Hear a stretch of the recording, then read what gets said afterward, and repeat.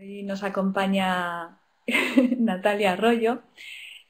Bueno, ella supongo que ya la conocéis porque es bastante habitual en este tipo de conferencias. Ella es experta en todo lo relativo a movilidad y relacionado con bibliotecas con gestión de la información. Natalia es licenciada en documentación por la Universidad de Salamanca y actualmente trabaja en el área de comunicación digital de la Fundación Germán Sánchez Ruy Pérez. Y bueno, desde allí gestiona la comunicación en redes sociales. Es autora del libro Información en el móvil y del informe API sobre movilidad. Bueno, lleva bastante tiempo investigando y formando a profesionales sobre las posibilidades que la web social y los dispositivos móviles ofrecen a las bibliotecas y bueno, yo creo que la sesión de hoy no tiene desperdicio. Se titula 5 claves del uso de dispositivos móviles en bibliotecas. Bueno, si no me entendéis, si no me oís bien alguna cosa de lo que hablemos, pues me lo decís al final y repetimos lo que haga falta, ¿de acuerdo? Yo os voy a hablar hoy sobre el uso de dispositivos móviles en bibliotecas. Y bueno, antes de empezar quiero saludar a la gente que conozco y que os he ido viendo, que aparecéis por ahí como os ibais añadiendo. Bueno, pues a la gente que conozco saludos a todos y a los que no conozco, pues encantada de que estéis aquí hoy también. Como os decía, vamos a hablar sobre el uso de dispositivos móviles en bibliotecas y vamos a ver 5 claves. Vamos a empezar la sesión. Perdón, no tengo yo muy bien los controles hoy todavía, me perdonáis, ¿verdad? Bueno, vamos a comenzar con esta sesión con una noticia. Bueno, os tengo que anunciar que esto ya no es la web. La web ya no solamente se consume a través de ordenadores de sobremesa. Ahora mismo, en este momento, la web es esto. La web es algo a lo que se accede no solamente desde el ordenador de mi casa, desde mi portátil, sino además desde mi iPad, desde mi tableta, desde un lector de libros electrónico, desde mi smartphone, desde mi teléfono. Eso es lo primero que tenemos que tener claro al comenzar esta sesión. Los datos de uso de Internet en España, la gente que sea latinoamericana, les pido disculpas porque todos los datos que voy a dar son con respecto a España. Los datos de acceso a Internet en España muestran un claro incremento del uso de dispositivos móviles para el acceso a Internet, sobre todo en cuanto a teléfonos móviles y en cuanto a tabletas. Veis que el crecimiento de estos dos tipos de acceso se ha incrementado en el último año, entre 2010 y 2011, que son los dos últimos años que tiene, de los que ofrece datos el INE, se ha incrementado claramente. Y esto es porque en España cada vez hay más dispositivos móviles con acceso a Internet y sobre todo smartphones. En nuestro país, como podéis ver, en España el 44% de las personas que tienen un dispositivo móvil, un teléfono móvil, tiene un smartphone. Este porcentaje solamente es superado ahora mismo por el Reino Unido, para que os deis cuenta de que España es uno de los países en los que hay una mayor penetración de smartphones. ¿Por qué hablamos de smartphones? Vamos a hablar sobre todo de smartphones porque es el tipo de dispositivo más usual. Si os dais cuenta, en este momento está casi alcanzando el número de ordenadores en España también. El número de tabletas, el número de televisiones con acceso a Internet es menor aún, es bastante menor, pero el uso de smartphones se está igualando al de ordenadores. Y esto tiene muchas implicaciones con respecto al acceso a la información, como veremos en adelante. ¿Esto qué significa? Esto significa que estamos llegando a una era post-PC. Este término, esta expresión la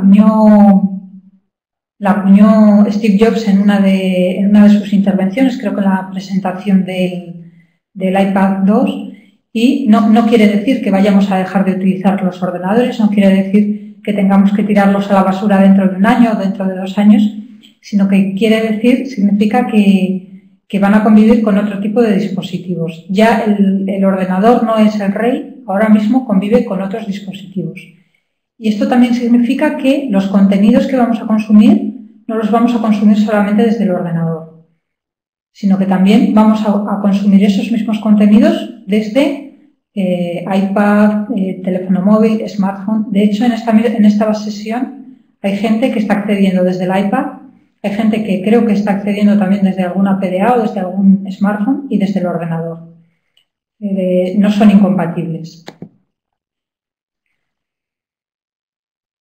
¿Por qué se caracteriza este acceso a la web, a Internet? En primer lugar, hablamos de convergencia. Hablamos de convergencia porque los dispositivos móviles están aglutinando varias funciones que antes tenían otros dispositivos. Desde mi móvil, desde mi smartphone o desde mi tablet puedo utilizar la cámara, puedo sacar fotografías, puedo acceder a Internet, puedo llamar por teléfono desde el móvil.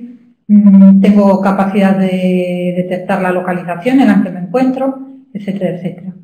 Convergen bastantes funciones y eso también va a tener una serie de consecuencias que vamos a ver en adelante. Esto significa que podremos utilizar varias funciones, mezclarlas y tener servicios nuevos.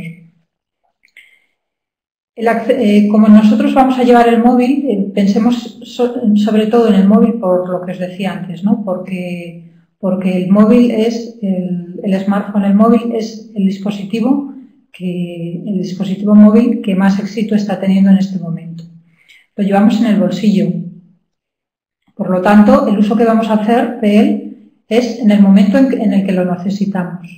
Si vosotros sois usuarios de teléfonos móviles, de smartphones, os habréis dado cuenta de que en algunas ocasiones, cuando necesitáis algo, por ejemplo, os encontráis en una ciudad que no conocéis y necesitáis ir a algún lugar y no sabéis cómo se llega, sacamos el móvil, buscamos en la aplicación de mapas, por ejemplo, en este caso la tenéis aquí, y podéis llegar directamente o buscar la información que necesitáis, los datos que necesitáis para llegar al lugar al que queréis.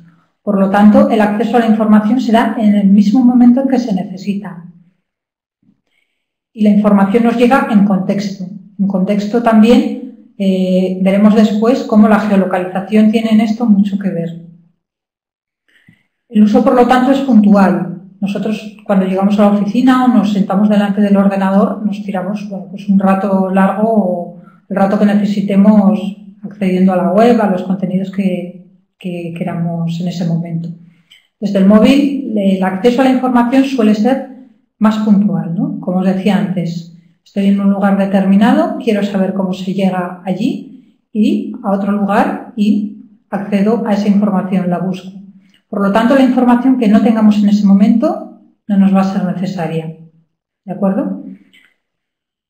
Los contenidos serán multimedia, es decir, tenemos todo tipo de contenidos, vídeo, audio, imágenes, textos. Y los dispositivos móviles también nos sirven para generar contenidos. Y esto tiene mucho que ver con la web 2.0, con la web social. Pero vamos a ver lo que os he prometido en el título de esta presentación. Esas 5 claves de las que hablaba en el uso de dispositivos móviles en bibliotecas. La primera de ellas es el acceso a la información. El acceso a la información relacionada, con ello está muy relacionada la web móvil. La web móvil se puede definir como el acceso a la web desde un dispositivo en una situación de movilidad. El que está en movilidad es el usuario. No nos olvidemos que los dispositivos móviles no tienen ruedas, no tienen la capacidad de moverse. El que está en movimiento es el usuario, ¿no? Como veis en estas dos imágenes, las personas que están utilizando los móviles están en la calle y están buscando algo de información o chateando o accediendo al WhatsApp o lo que sea.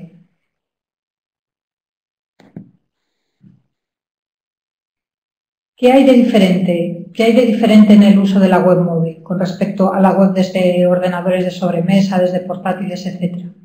Lo primero son las características de los dispositivos. Bueno, pues hablamos de dispositivos más pequeños, con una pantalla más pequeña, la interacción suele ser táctil. Antes comentábamos que a veces se nos va la mano cuando estamos delante del ordenador y bueno, pues nos pensamos que la pantalla también es táctil. Bueno, Pero además de eso, también hablamos de otras características, que son las funciones que incorpora el propio dispositivo. Si os dais cuenta, para que lo entendáis mejor, esta pantalla que tenemos aquí, este es el buscador Google, ¿verdad? Esto lo conocemos todos y sabemos cómo es Google. Así es como accedo yo a Google a través del ordenador de mi casa. Y así es como accedo yo a Google desde mi smartphone. ¿Qué hay de diferente? Pues está muy claro, estas dos cosas que están marcadas por las flechas, ¿verdad? La primera de ellas, la primera flecha indica cosas muy curiosas, restaurantes, cafés, bares, y si siguiéramos hacia la derecha habríamos, ¿no? ¿Qué es todo esto? Todo esto son negocios locales, Lo que sucede es que la gente de Google se ha dado cuenta de que si desde el móvil, desde mi smartphone, puedo tener, si mi smartphone es capaz de detectar el lugar en el que me encuentro, por lo tanto, también será capaz de decirme qué lugares tengo alrededor cercanos. Si buscamos en Google, si pincháramos aquí en restaurantes, nos aparecerían los restaurantes más cercanos al lugar al que yo me encuentro en este momento. Y este otro punto que tenemos señalado, esta otra flecha, lo que señala es una función del navegador muy curiosa, que a mí me parece más un juego que otra cosa, que lo que permite es utilizar la pantalla táctil del ordenador con el dedo, ir escribiendo lo que queramos, ¿no? Bueno, pues podemos escribir hola o una palabra y el navegador Google interpreta esa palabra y hace la búsqueda en función de esa palabra. Por lo tanto, los de Google podríamos decir que han sabido aprovechar las capacidades del dispositivo, ¿verdad? Y también, aparte de la escritura táctil, sirve para interaccionar con el propio dispositivo. Las búsquedas también se pueden hacer a través de voz y a través de fotos. Si yo saco una imagen, se puede hacer una búsqueda. Bueno, esto funciona un poco más para cosas determinadas. ¿Qué nos recomienda el señor Jakob Nielsen, que es el gran gurú de la usabilidad? Lo que nos recomienda es que se construya un sitio web optimizado para móviles siempre que podamos permitírnoslo. Bueno, no es costoso, pero sí requiere algo más de esfuerzo. No demasiado, es algo que podemos asumir cualquiera.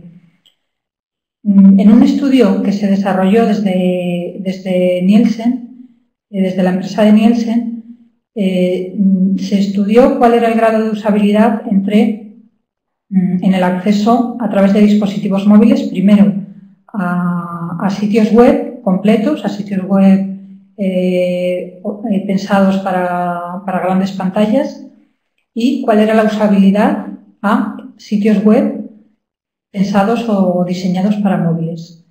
Según este estudio, la usabilidad aumentaba bastante en el caso de sitios web diseñados para móviles y aumentaba aún más en el caso de aplicaciones, en el caso de las aplicaciones que luego veremos qué son.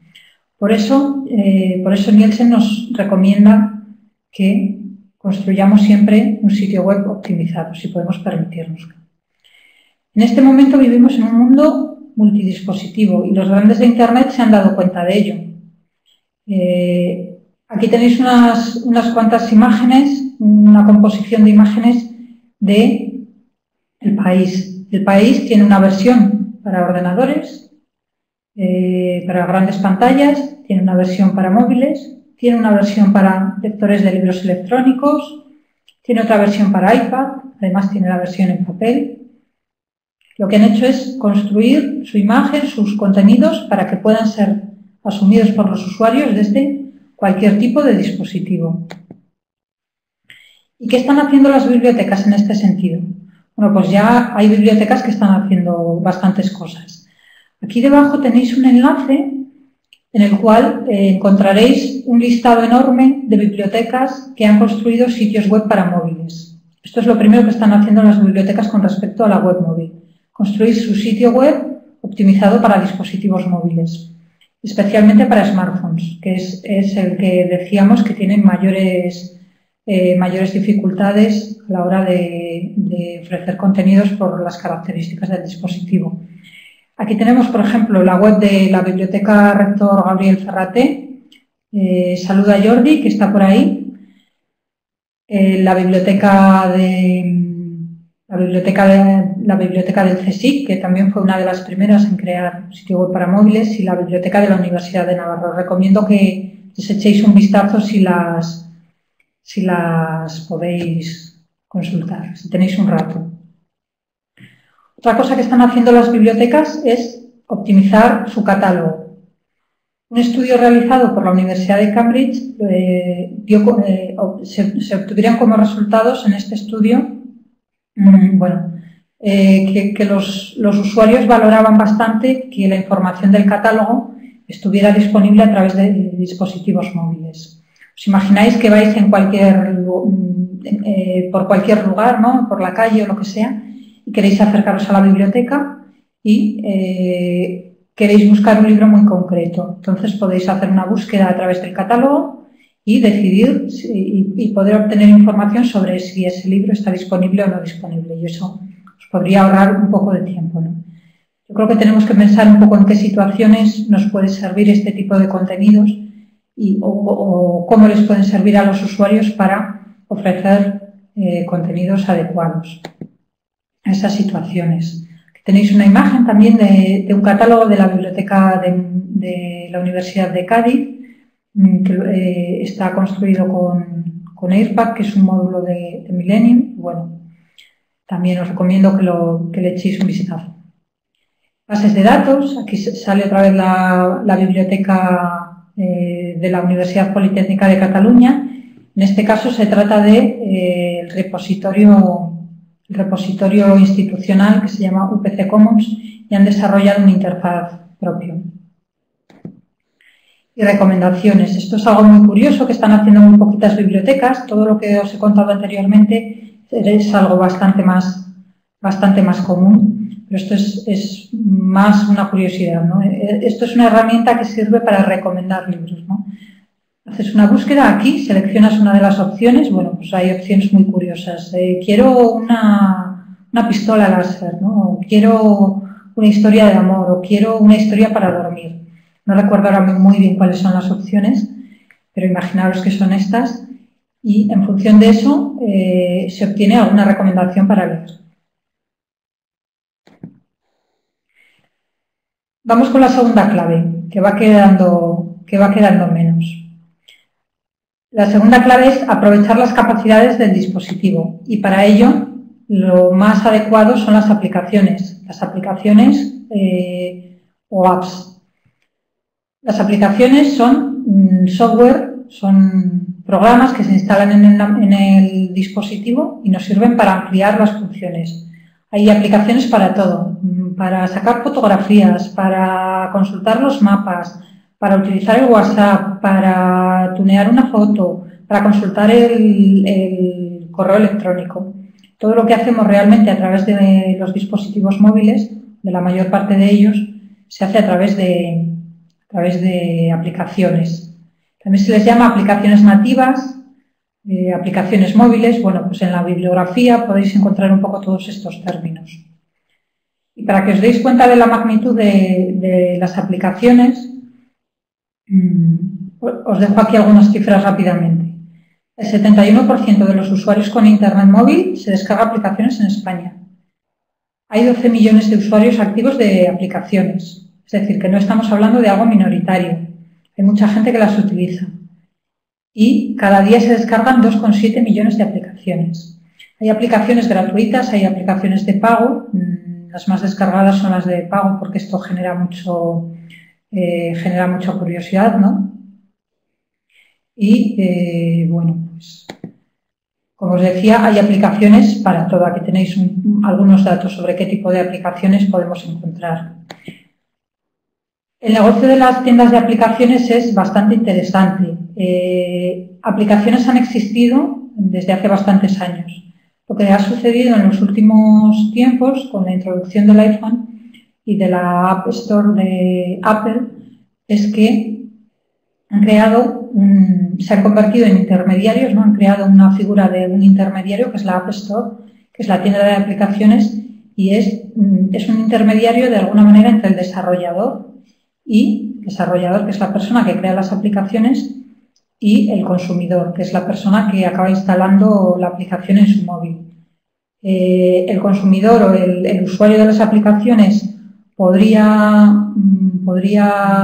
de esta manera encontrar aplicaciones rápidamente y el desarrollador tiene un escaparate donde vender sus aplicaciones, ¿no? Porque uno de los problemas que surgían anteriormente era que bueno, pues costaba encontrar dónde vender estas aplicaciones.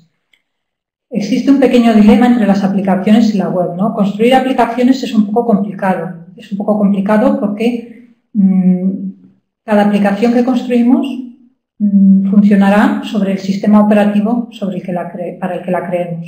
Si creamos una aplicación para Android, funcionará solamente en Android. Si la creamos para el sistema operativo de Apple, entonces funcionará solamente para ese tipo de dispositivos. Por lo tanto, cada vez que queramos crear una aplicación, tenemos que multiplicar el trabajo por X números, ¿no? En función de nuestras posibilidades. Por otra parte, requieren lenguajes de programación complejos, costosos de aprender. Por lo tanto, necesitamos personal específico o cualificado que sea capaz de hacerlo, ¿no? Entonces, el desarrollo de aplicaciones se ha planteado como algo mucho más costoso que el desarrollo web. Por lo tanto, hay quienes prefieren el desarrollo web frente al desarrollo de aplicaciones. ¿Qué es lo que ofrece el desarrollo de aplicaciones para móviles?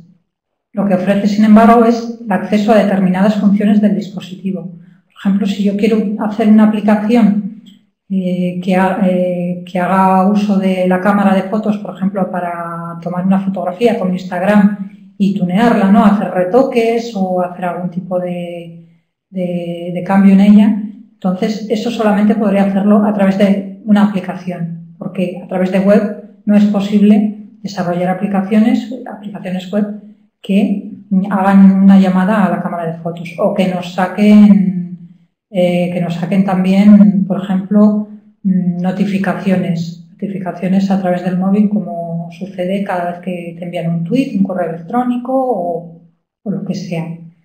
Bueno, entonces existe un poco ese tipo de dilema. Vamos a lo que nos interesa. ¿Qué es lo que pueden hacer las bibliotecas con respecto a las aplicaciones? Pues lo primero que se puede hacer es recomendarlas. Un ejemplo de bibliotecas que recomiendan aplicaciones es la biblioteca del Centro Internacional del Libro Infantil y Juvenil en Salamanca, de la Fundación Germán Sánchez Ruiz Pérez. Ellos se han esforzado en recomendar, seleccionar varias aplicaciones para niños, para jóvenes, para desarrollar ciertas capacidades, para lectura, para desarrollar el oído, etc. Y han hecho varias selecciones. De esta manera, los padres tienen muy claro qué aplicaciones pueden servir para sus niños. Y cuando las recomienda la biblioteca, por supuesto, se fían de su calidad. Vamos a quitar esta diapositiva que nos está desatando el hambre, ¿verdad? ¿Qué más están haciendo las bibliotecas con respecto a esto?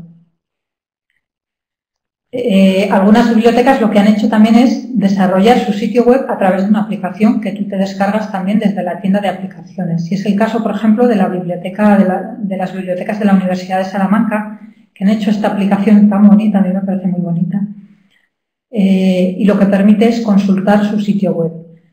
Da información sobre las bibliotecas, sobre los servicios que ofrecen, sobre el catálogo y sobre noticias de las bibliotecas. También os recomiendo que la descarguéis. Aquí tenéis el enlace y tendréis más información sobre ella. Hay aplicaciones para consultar el catálogo también. Estas imágenes son de la Biblioteca Nacional de Australia, una aplicación que han desarrollado. Otras aplicaciones muy interesantes que han encontrado las bibliotecas es mostrar los fondos patrimoniales de los que disponen, ¿no? Aquí tenéis una imagen de una aplicación que a mí me encanta. La Biblioteca Pública de Nueva York ha desarrollado varias aplicaciones para el acceso a fondos históricos a través del iPad. Imaginaos la pantalla que tiene el iPad, que es espectacular, tiene unos gráficos preciosos. Bueno, pues la aplicación que han desarrollado lo que permite es ver imágenes sobre diferentes temas. Bueno, en este caso no recuerdo muy bien sobre qué era, Hay una aplicación sobre el tema de Frankenstein, hay otra aplicación sobre una feria internacional que se celebró en Nueva York. Bueno, pues han quedado muy vistosas. Aquí tenéis el enlace al vídeo para que podáis ver cómo funciona si no tenéis un iPad, y si tenéis un iPad o otra tablet, pues que os recomiendo que la descarguéis. Y bueno, algo muy curioso que se ha desarrollado desde la Universidad de Miami, sí, es esta aplicación que se llama Shellback y que tiene una utilidad puramente bibliotecaria. Nos sirve, aquí no sé si se ve muy bien, nos sirve para que los bibliotecarios, cuando vayamos caminando por las estanterías, podamos desde un móvil, apuntando con el móvil a los tejuelos, ver cuáles son los libros que están bien situados y cuáles son los que no están bien colocados. Esto es estupendo, ¿verdad? ¿Cuánto trabajo nos quitaría? Bueno, aquí veis en la imagen que este está bien colocado porque tiene una V, este también. En el caso de no estar bien colocado, señalaría con una X. Desde mi punto de vista, esto es algo muy ingenioso, ¿verdad? Os estoy leyendo por ahí. Desde mi punto de vista, esto es saber aprovechar las capacidades de los dispositivos móviles para una utilidad puramente bibliotecaria. Yo os animo a todos a que penséis ideas de este tipo, ¿no? Que puedan servir no solamente a los bibliotecarios, sino también a los usuarios. Cómo utilizar las capacidades del dispositivo para algo que nos sirva, para algo que nos facilite la tarea, ¿no? La vida en general. Vamos a por la tercera clave. La tercera clave es información en contexto. Y cuando hablamos de contexto, estamos hablando del lugar en el que nos encontramos. Antes decíamos que la geolocalización es estupenda y nos sirve para obtener información relacionada con el lugar en el que nos encontramos. Los mapas demostraron ser algo muy valioso con el lanzamiento de los mapas de Google en el 2005 y poco a poco se han ido forjando un papel muy importante en la web. Hasta tal punto que hace poco, cuando se lanzó la última versión del sistema operativo de Apple, nos dimos cuenta de que un mal mapa no nos servía para nada. Lo que sucedió es que han cambiado los mapas, han dejado de basarse en los mapas de Google y han creado sus propios mapas, como una herramienta estratégica también. Lo que ha sucedido es que esos mapas son nuevos y bueno, pues parece ser que no son muy buenos, que no tienen toda la información que tienen los de Google, que hay vacíos por ahí. Bueno, pues debe ser algo un poco disgustoso, sí. Esto nos demuestra la importancia de los mapas, ¿no? La importancia de los mapas es tal que, como os decía, cuando buscamos en Google desde nuestro dispositivo móvil, desde nuestro smartphone, lo que encontramos son, por ejemplo, los restaurantes más cercanos. Podemos encontrar los restaurantes más cercanos. ¿Veis? Esta es una búsqueda por restaurantes y obtenemos los más cercanos a la ubicación en la que yo me encuentro. Esto tiene muchísimas implicaciones para la vida diaria. No estamos hablando bueno, puede tener todas las aplicaciones que queramos, ¿no? Por supuesto, pero tiene muchísimas implicaciones para la vida diaria. En primer lugar, nos puede dar información relacionada con el lugar en el que estamos. ¿Cuántas veces nos hemos preguntado dónde habrá por aquí una ferretería para comprar no sé qué? ¿Dónde habrá por aquí un restaurante para comer? Bueno, pues gracias a este tipo de servicios tenemos esa información en el momento en el que la necesitamos, ¿no? Decíamos al principio también que esa es una de las características de la información a través del móvil. Tenemos la información en el momento en que la necesitamos. Una de las cosas a las que yo me he acostumbrado cada vez que voy a Madrid y cojo un taxi, que todos conocemos la mala fama de los taxistas en Madrid, con todos mis respetos, cumplen un servicio estupendo. Bueno, pues yo me he acostumbrado a llevar los mapas siempre para saber si el señor del taxi me está dando una carrera extra o no, ¿no? Si esa información la tengo más tarde no me servirá porque ya me habré dado cuenta de que me han engañado, y si la tengo antes, bueno, pues tampoco me servirá en el momento.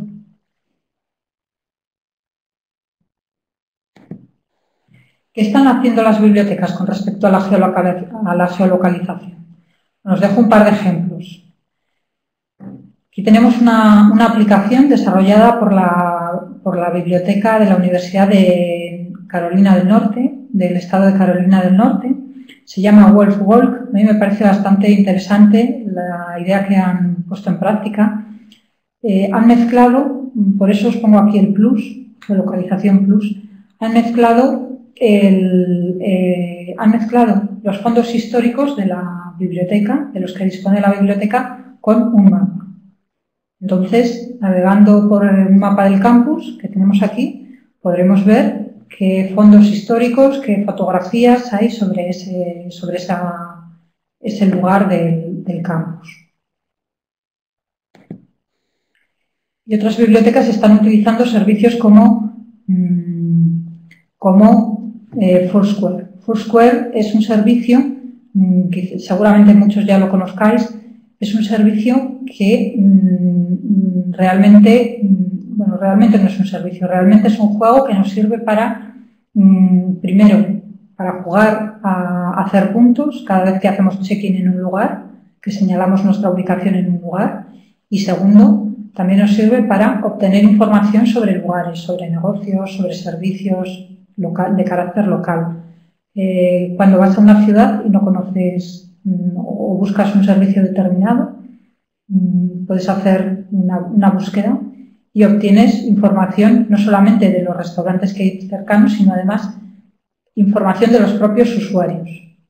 Como os decía, esto es muy útil en el momento en el que lo necesitamos. Bueno, pues hay bibliotecas como la Biblioteca Pública de Nueva York que están utilizando Foursquare primero para estar localizables en este servicio y segundo para ofrecer información sobre los servicios que prestan, sobre la localización de sus bibliotecas, etc. Vamos a por la cuarta clave. La cuarta clave es decodificar. ¿Sabéis qué es esto, verdad? ¿Sabéis qué es esto? Esto es un código QR. Es un código QR que contiene información. Contiene información y nos dice, por ejemplo, qué texto hay detrás, que puede contener un texto, puede contener una URL que nos haga acceder, puede contener un mapa, etc. ¿Qué están haciendo las bibliotecas con estos códigos? Que seguramente que hayáis visto ya en muchos lugares, en publicidad, en furgonetas, por ahí yo he visto también, en camisetas, en montones de sitios en la calle. Bueno, pues las bibliotecas lo que están haciendo es, primero, utilizarlos como modo de enlace hacia la versión móvil de su web. Los carteles también para mostrar horarios u otro tipo de información. Simplemente coges el móvil, accedes a la aplicación que es capaz de descodificarlo y te dice qué información hay detrás, ¿no? Guías impresas, documentos, etcétera, etcétera. Aquí tenéis un listado de utilidades que nos recomiendan la biblioteca de la Universidad Politécnica de Valencia. Aquí tenéis algunos ejemplos. La biblioteca de la Universidad de Cádiz, en su web, justo al lado de la explicación sobre su catálogo móvil, sobre la versión móvil del catálogo, tiene un código QR desde el que se accede a la versión móvil. En el catálogo de las bibliotecas de Donosti tienen códigos QR también en cada uno de los registros y cuando decodificas el código QR te dice cuál es la asignatura, dónde está localizado ese documento. Por ejemplo, en la Universidad de Cádiz, en los carteles, en los paneles, tienen códigos para que los usuarios puedan acceder directamente a la versión móvil del catálogo o de la biblioteca. Y si podemos decodificar códigos QR, también podremos decodificar códigos de barras, que esto lo conocemos más, ¿verdad? Bueno, hay aplicaciones como Red Laser que nos permiten consultar una base de datos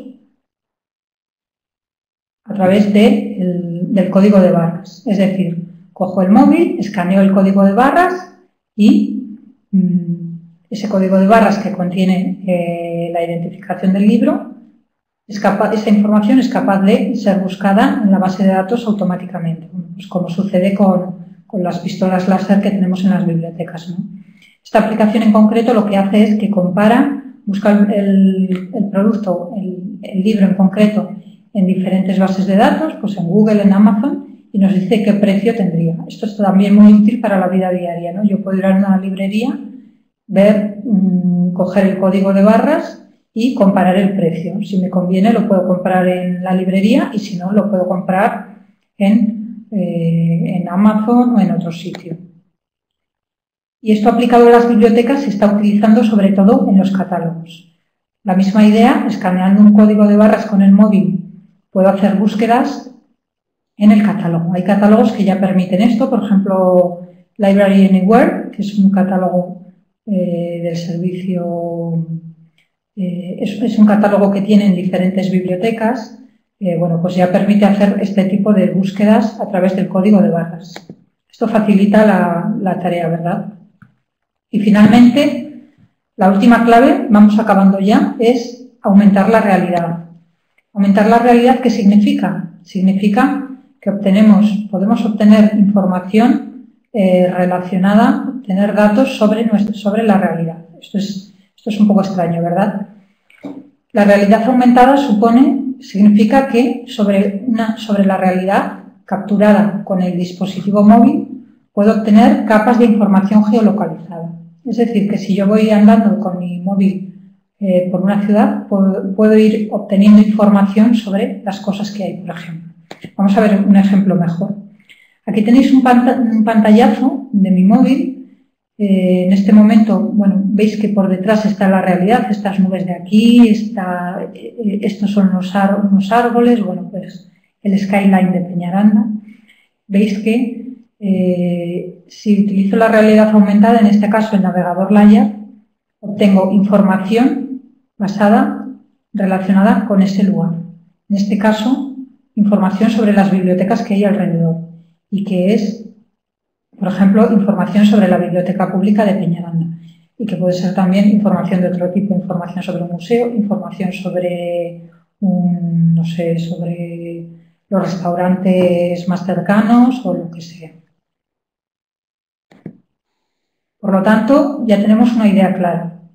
La realidad aumentada puede funcionar en relación, tomando como referencia la geolocalización. Si yo estoy en Peñaranda, veré las capas de realidad aumentada relacionadas con Peñaranda y no las relacionadas con cualquier otro lugar. Este es otro ejemplo de realidad aumentada, lo presentó Fernando Juárez en el encuentro de bibliotecas y municipio hace poco tiempo.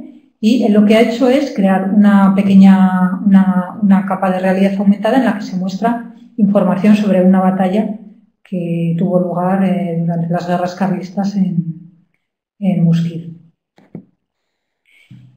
Y otro elemento, otra forma de presentar la realidad aumentada, antes habíamos dicho que era tomando como referencia la geolocalización, en este caso es tomando como referencia una imagen. Esto también lo ha hecho Fernando Juárez, esta imagen que tenéis aquí es de Fernando Juárez, bibliotecario de Mosquit, que no digo ya el apellido porque creo que lo conocemos todos. Tenemos un pequeño folleto de la biblioteca y él lo que ha hecho es que el usuario pueda, utilizando el móvil, ver un pequeño vídeo explicativo y unos botones para tuitear bueno, no recuerdo cuál es lo otro, no recuerdo si te lleva a la web o a llamar o lo que sea. Es decir, que el folleto muestra más información de la que realmente tiene. Bueno, ya hemos visto cuáles son esas 5 claves entonces, ¿no? Y ahora vamos a por 5 recomendaciones también. Primero, vayamos por delante de los usuarios, de nuestros usuarios, y enseñémosles a utilizar la tecnología móvil. Tenemos que facilitar el acceso a los contenidos. Por lo tanto, ¿por qué no hacerlo también a través de dispositivos móviles?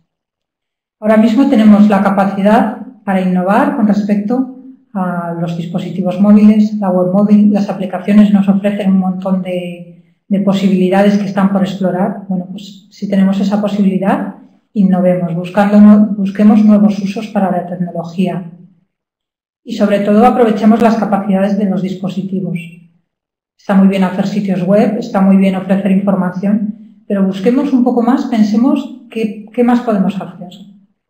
Bueno, y sobre todo pensemos en móvil. Esto significa que pensemos qué nos pueden ofrecer los dispositivos móviles. Si os interesa este tema, os dejo aquí algunas lecturas para que sigáis con ello. Y si os sigue interesando el tema, bueno, pues os recomiendo os pido, por favor, que utilicéis este hashtag bibliomovilidad en Twitter. Un día lo empecé a utilizar y creo que nos puede servir a todos para compartir información sobre este tema. Y, bueno, recientemente también se ha creado un grupo que también se llama Bibliomovilidad en Facebook. Bueno, pues si os apetece podéis pasar a formar parte del grupo. Estáis todos invitados. Bueno, por mi parte esto es todo. Muchas gracias. Si tenéis alguna pregunta o lo que sea.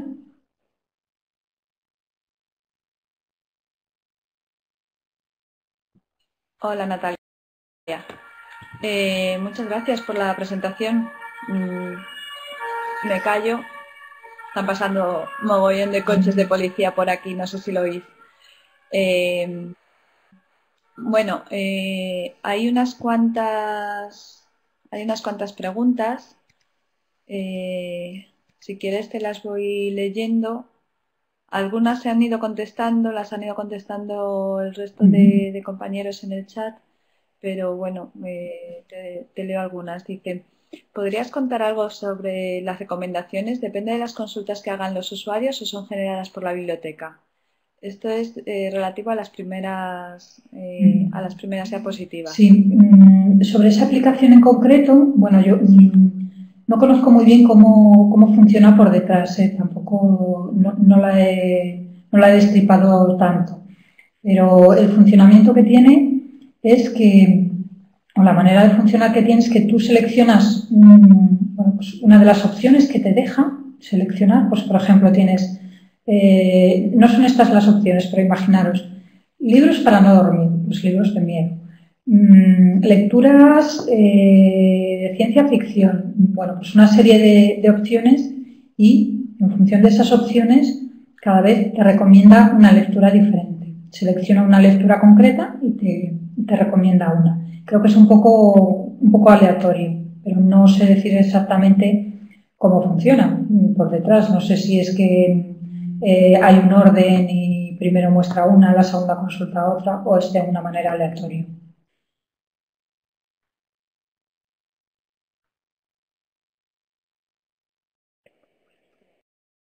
Es que cuando hablas tú me quito el micrófono para que no haya eco y no era capaz de ponerlo.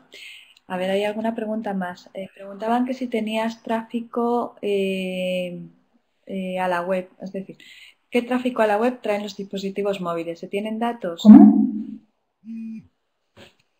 No sé si tienes bibliografía o datos sobre el tráfico que traen los dispositivos móviles a la web de la biblioteca. No sé si tienes algo. No, sobre eso no os puedo dar datos. Sobre eso no os puedo dar datos porque no dispongo de ellos. Yo creo que en este momento los datos de tráfico y sobre todo las bibliotecas sospecho que no son muy altos. En primer lugar, creo que por desconocimiento. Una de las dificultades que plantea la creación de sitios web para móviles es enlazar la versión móvil con la versión para grandes pantallas, ¿no? Nuestros usuarios lo que conocen es la URL de la biblioteca. Por lo tanto, hay que buscar una buena manera de que entrando a través de la web de la biblioteca o de la manera más sencilla posible puedan llegar a la versión para móviles. Y esto no es muy corriente. Pero exactamente no os puedo dar muchos más datos, no os puedo dar datos. será cuestión de seguir Y investigando. también de las bibliotecas que, bueno, hay algunas bibliotecas que sí que comparten datos de visitas, me parece, a webs para móviles y demás. Entonces luego cada caso será diferente. Sí, supongo que también necesitamos que sea algo un poco más estandarizado, más global, ¿no? Que lo use más gente para que sea más normal ver este tipo de datos y que se haga No tiene público. por qué ser representativo este dato que os voy a dar ahora del acceso a las webs de las bibliotecas, pero hoy leía que el 12% del tráfico en Internet viene a través de dispositivos móviles. No tiene por qué ser significativo, ¿no? Quizás nuestros usuarios no estén accediendo a través de dispositivos móviles tanto, pero creo que sí que puede ser algo que nos ayude a tener un punto de apoyo, ¿vale? De referencia.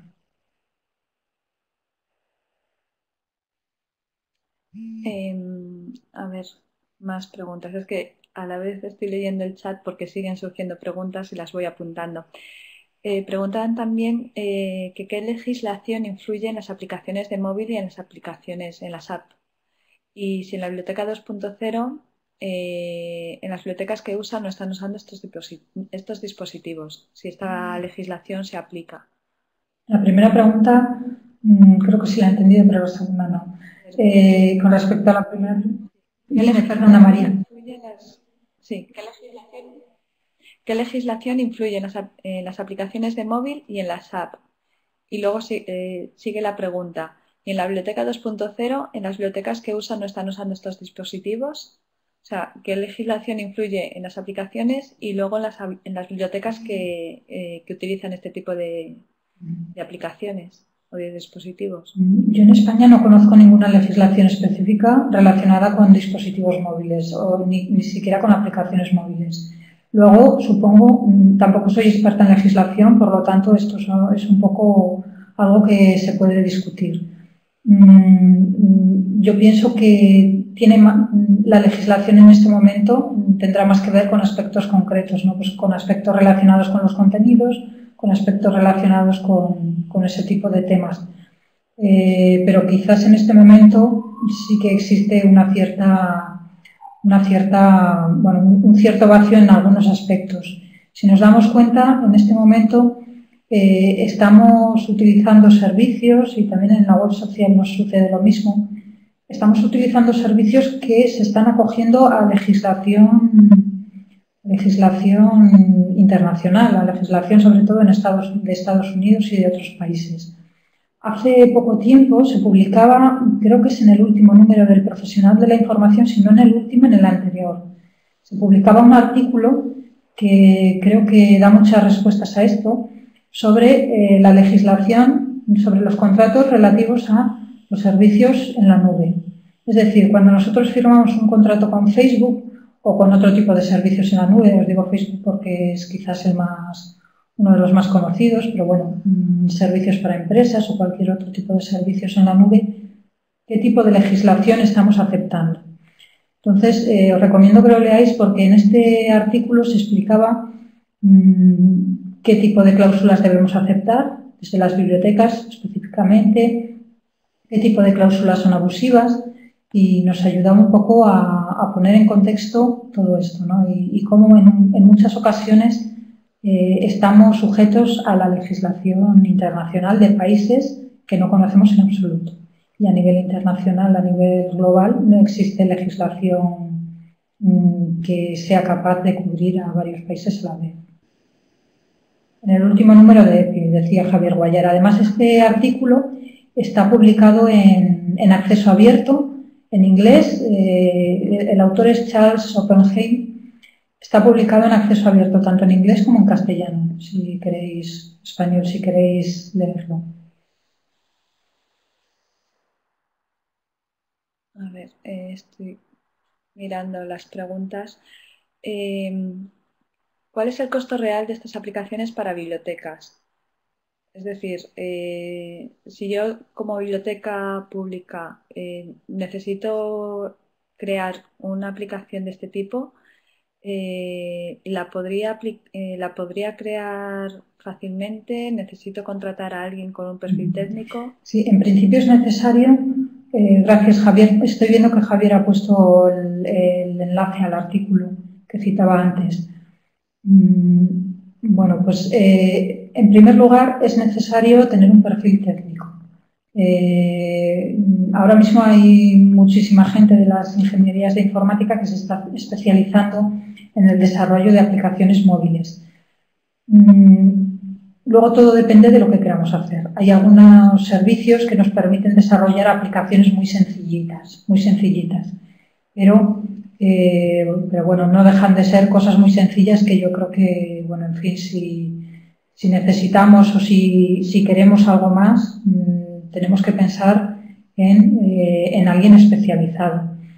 También es cierto que hay empresas que se están dedicando a la contratación de este tipo de servicios. Es decir, tú contratas a una empresa para que te desarrolle una aplicación X y, bueno, pues te la desarrolla en el tiempo necesario. No os puedo decir cuánto cuesta esto exactamente, porque depende de cada empresa, de la oferta de cada empresa, pero desde luego es caro. Desde luego es caro. Para una biblioteca pequeña es algo caro. Si tenéis algún informático o alguien que tenga mucho tiempo para aprender y que sepa un poco de lenguajes de programación, porque ese es el escollo. Yo, por ejemplo, no me atrevería a desarrollar aplicaciones porque considero que no conozco suficiente de lenguajes de programación. Entonces, bueno, pues hay ciertas cosas que necesitamos a alguien especializado. Yo hoy, por ejemplo, estuve probando por primera vez Conduit. O sea, bueno, lo voy a escribir aquí que será más rápido. Que permite crear aplicaciones conduit.com. Aplicaciones para móviles, para la biblioteca, por ejemplo, y he hecho la prueba con la web de la biblioteca en la que yo trabajo y bueno, se la he pasado a un amigo que tiene Android y la ha probado él en su móvil. Y bueno, pues para pasar el rato puede estar bien. Es decir, lo único que he podido meter ha sido el enlace a la web y los datos de contacto, básicamente, y una foto. Entonces, bueno, para tener un primer contacto y empezar a generar tráfico, quizás, pero es lo que tú dices, hay que contratar a alguien que realmente sepa. Pero bueno, si queréis probarlo en esa página web, por ahora es gratuito y veis un poco cómo se generan. Y ¿vale? También hay otra aplicación. A ver. No sé si estaba hablando alguien. Hay otra aplicación que se llama... ¿Puedo escribir aquí? ¿Se puede? Sí. A ver. Coge el icono... App Inventor. La App Inventor es una aplicación que sirve para hacer desarrollos también de aplicaciones en Android, que es bastante sencilla e intuitiva. Yo he cacharreado así un poco y parece sencilla también. Vale, guay. A ver qué más preguntas tengo por aquí. Preguntaban dos. Una chica que decía que había tenido un pequeño problema y se había desconectado y entonces había perdido la explicación de qué es realidad aumentada. Y luego, a continuación de esa pregunta, preguntaban que cómo podemos incluir las bibliotecas la información de realidad aumentada en nuestras aplicaciones, que si quizás mediante un programa. Sí, en esto he sido muy escueta porque no quería liarme mucho, pero la realidad, crear aplicaciones, bueno, más que aplicaciones, crear utilidades de realidad aumentada es más sencillo de lo que puede parecer. Para que podamos entendernos bien, bueno, en primer lugar, la realidad aumentada es poder superponer capas digitales sobre la realidad. No es que yo vaya a poner un bocadillo con información sobre la biblioteca ahí en la pared de mi casa. Es que cuando yo enfoco a través del dispositivo móvil a la pared de mi casa, voy a obtener información. Bueno, la pared de mi casa, la Torre Eiffel, no sé, cualquier otro tipo de del lugar, ¿no? Puedo obtener información relacionada, contenidos digitales superpuestos, como veíamos en la imagen anterior, ¿no? La forma más popular en este momento de realidad aumentada, existen muchas, la forma más popular son los navegadores de realidad aumentada. Navegadores de realidad aumentada son, por ejemplo, Layar, a ver que os escribo por aquí también, Layar, ¿qué más? Layar, Yunayo, también me he quedado en blanco, hay muchos. A ver, que voy a consultar mi iPhone, que los tengo aquí todos puestos, y así superamos la mente en blanco. Vale, Wikitude. Bueno, varios más.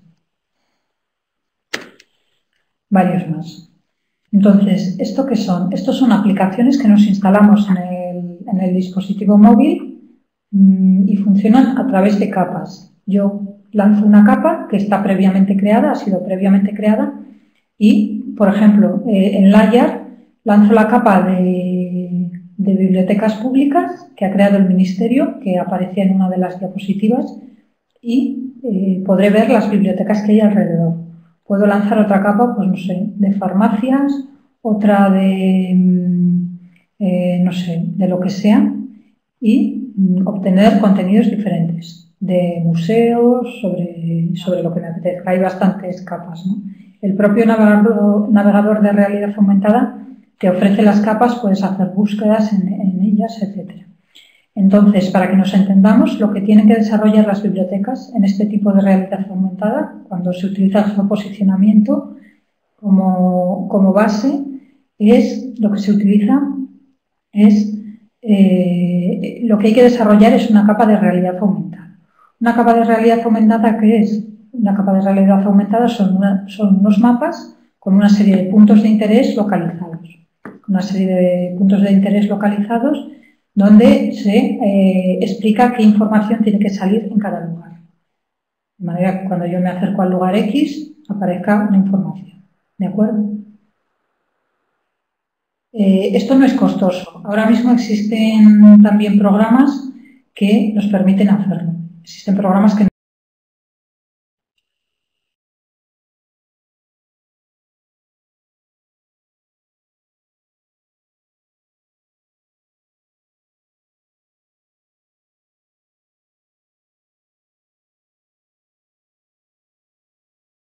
preguntan. Vale.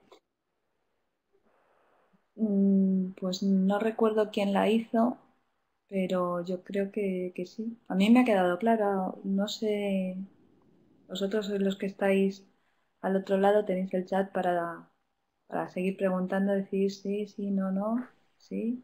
Vale, genial. El resto de las preguntas que he recopilado, la verdad es que se han ido contestando en el chat. No sé si tenéis alguna que se me haya pasado. Por ejemplo, dice Omar, ¿cómo conciliar el OPAC de la web con el de una aplicación? Pues yo tampoco lo sé, la verdad. Saludos, Omar. Aprovecho y te saludo. Supongo. Pues tampoco sabría decírtelo. Yo creo que son cosas diferentes. Son cosas diferentes, ¿no? Estamos hablando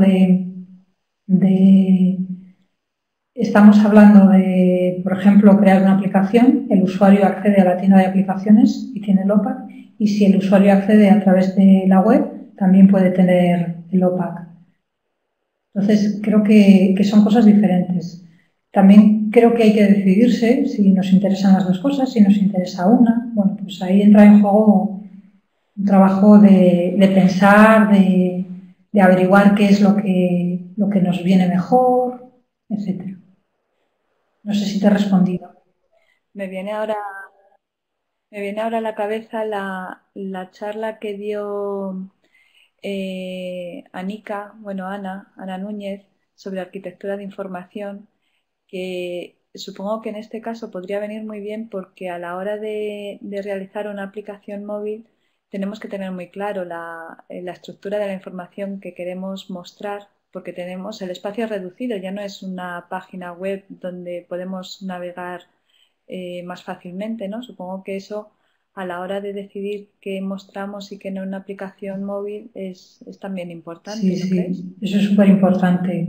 Eso sí, es súper importante. De hecho, hay varios trabajos en los que se analiza, bueno, pues qué tipo de información puede ser interesante para el usuario también en función de la situación de de movilidad en que se encuentra. Claro, en primer lugar hablamos del dispositivo que tiene pantalla pequeña bueno, pues se teclea mal, por mucho que el teclado táctil sea muy cómodo, pero bueno, se teclea mal porque es pequeño, etcétera, etcétera.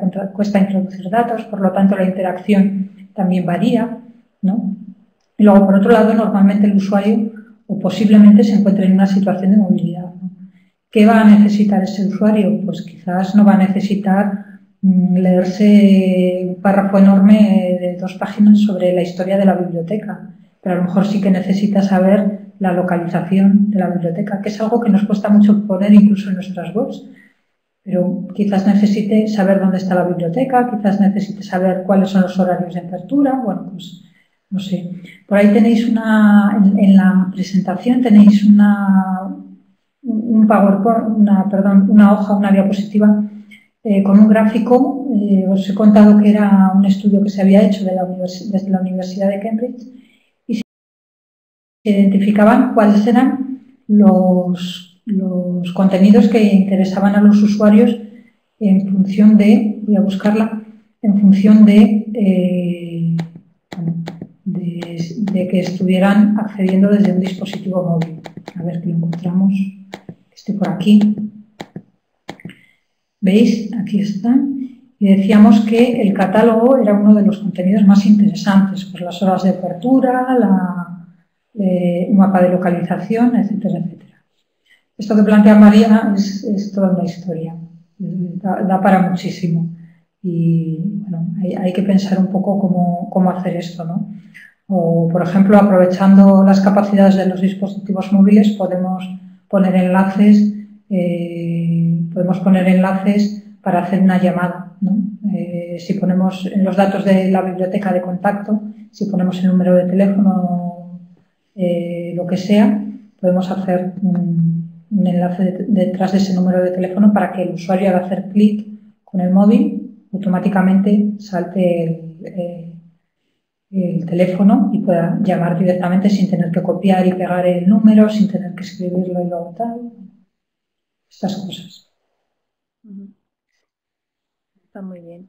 Supongo que básicamente, bueno, igual que todo trabajo de la biblioteca es un trabajo en equipo.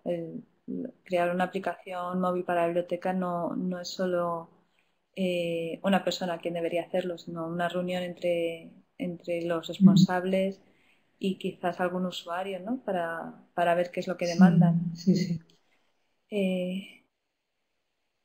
A ver, estoy mirando el chat. Bajar la presentación, sí. A partir de mañana la pondremos en el blog, en socialbiblio.com, junto con la grabación de la clase y haremos el Storify de los chats, de los tweets que se hayan generado durante la charla. Muchas gracias, Natalia, por tu charla. Yo creo que todo el mundo ha quedado bastante contento. Yo creo que además de la presentación deberíais volver a leer mañana junto con la clase el chat porque se han dado también bastantes enlaces e información adicional que yo creo que completa bastante también la charla de Natalia. Bueno, muchas gracias por venir, a Natalia y a vosotros también. Os esperamos el próximo miércoles, que vuelva a ver Social Biblio. Natalia, muchísimas gracias, de verdad. A pesar de que hoy era el día un poco complicado, yo creo que ha salido muy bien. Muchas gracias también a vosotros por acercaros hasta aquí. Y nada, si tenéis cualquier duda en info@socialbiblio.com nos podéis preguntar en los comentarios del blog. Y si mañana estáis por Madrid en las jornadas de la CEDIC, pues acercaros a saludar.